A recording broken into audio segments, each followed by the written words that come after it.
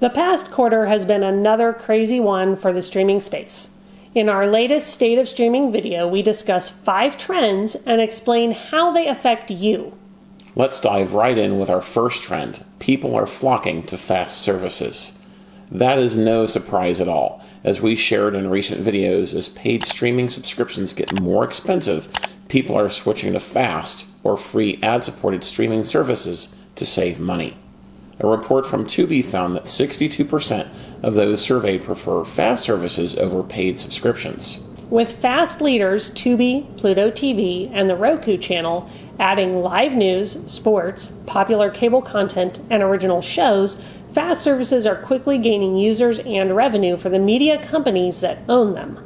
The Roku channel has added the NBA's first free channel, NBA Zone, and MLB Sunday Leadoff, which includes 18 regular season games with pre- and post-game coverage from May 19 through September 15th. Overall, fast services are adding more valuable content, increasing personalization options, and are delivering a better user experience. Roku rolled out some user experience upgrades recently. Those include a new backdrop feature to make your TV blend into its surroundings better, and Roku Smart Picture, which automatically adjusts the backlighting, uniformity, brightness, picture mode, and colors on your TV for an optimal picture, without you having to do anything. You'll also start seeing IMDb ratings integrated into titles. This may make it easier for you to more quickly find something to watch. And finally, when a series you favorited drops a new episode, Roku will display a badge next to it in your library and bringing it to the front of the list so you are aware of it. And Pluto TV added 24 new stations to its platform in 13 countries through an expanded deal with Fremantle. As a result, U.S. viewers will now see popular classic TV shows like Baywatch, Supermarket Sweep, Price is Right, and Project Runway. There's more good news for fast services. Nielsen released streaming numbers for May 2024, which revealed user gains for Tubi, Pluto, Roku Channel, and Prime Video, which could almost be considered a fast service since it's offered free to Prime members and now includes ads unless you're willing to pay to be free of them. The Gauge report showed streaming getting the largest share of TV viewing at 38.8%. Within that, Prime Video had 3%, Tubi was tied with Disney Plus at 1.8%, and the Roku channel was just behind with 1.5%. Pluto TV raked in 0.9%. This means Tubi beat Peacock, Max, and Disney Plus. Think about that. The only free service with more viewers is YouTube. This might explain why paid services like Fubo and Philo have both added fast offerings to their platforms, or why Disney Plus is considering adding always-on Marvel and Star Wars channels to its platform. You can watch more about how the fast space is changing in our video on the topic. Now, let's move on to our second item. What's next for Paramount? Things are not looking good for Hollywood's last remaining major studio. After Sherry Redstone reportedly broke up a deal that was 2 minutes away from closing and would have seen Skydance and Larry Ellison purchase the struggling media company, it's not clear who may be willing to buy it. Sony and Byron Allen are reportedly both interested in all or parts of Paramount. In the meantime, Paramount's three-headed CEO has 12 to 18 months to cut costs, find a partner for Paramount Plus, and sell some assets to pay down the company's debt. Analysts are skeptical that the Troika, as it has come to be called, will be effective at anything other than devouring the other two. Expensive legacy employees are already being removed from the payroll, and more layoffs are coming. How does this affect you? Well, we could start to see less content overall as media companies cut back to curb expenses, and more general content as they try to appeal to advertisers who want to place ads in shows geared towards mass audiences. Ultimately, Sherry Redstone holds all the cards, and the fate of the company is in her hands. Now let's move on to a third item. Will Venu make it to market?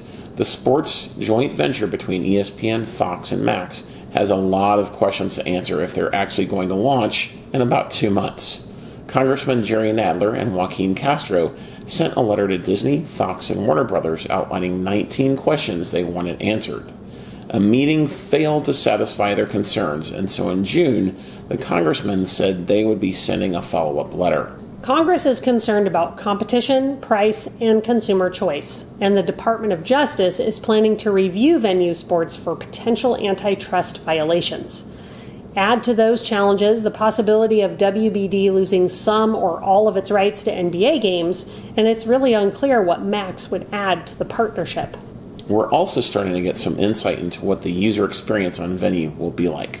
It will have a familiar setup with a top 10 row, must-watch row, and cable-like grid guide for live sporting events. There will also be a multi-view function and the ability to hide scores to avoid spoilers. There will also be a library where your recorded games are stored.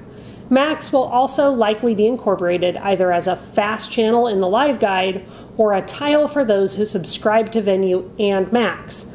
Still, Venu has significant legal hurdles to overcome before any of us can actually enjoy those features. Now let's move on to a fourth item, price hikes. More price hikes are coming, and there are three main reasons. First, because they can.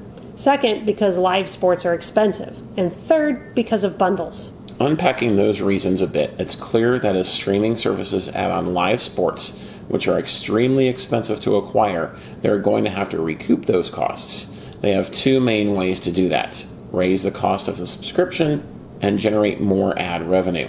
Media companies are doing both as they push people to ad-supported plans and raise the cost of ad-free plans. This reality shows why it's critical to stay on top of your streaming budget and look for ways to spend less each month. Using an antenna, ad-supported on-demand services, and fast services are all excellent ways to bring your costs down. Another reason prices will rise is because bundles are also on the rise. And while bundles are great for us as streamers since they lower the cost and provide more content, they don't generate good long-term ad revenue for media companies. Long-term, we think bundles are going to be too problematic for streaming services to continue to offer. Speaking of ads, let's get to our last item. Streaming ads are going to continue to get worse. We will start to see more ads, and they will likely be less relevant and more repetitive. Amazon is to blame here. Since Amazon moved Prime Video to be primarily ad-supported, it has flooded the space with available ad spots, and it's selling ad spots for less than everyone else. Also, it offers more data, insights, and tie-ins to advertisers, making it very attractive. The result is other media companies are lowering the cost of ad spots on their own streaming apps. At least in the short term, the result is going to be more repetition and less relevance for many streamers on platforms that aren't Prime Video, Netflix, or Disney+. It's the latest example of how dynamic the streaming space is and how we really have to stay on top of what we're paying for what we're subscribed to so we can get the best experience from our streaming dollars. That's something we will keep helping you do here and in our live streams, which air on Fridays at noon Central. What do you think will happen with Venu? Let us know about that or any of the items we discussed in the comments below. And if you haven't already, don't forget to like, subscribe, and turn on notifications. Thanks for watching, and we'll see you in our next video.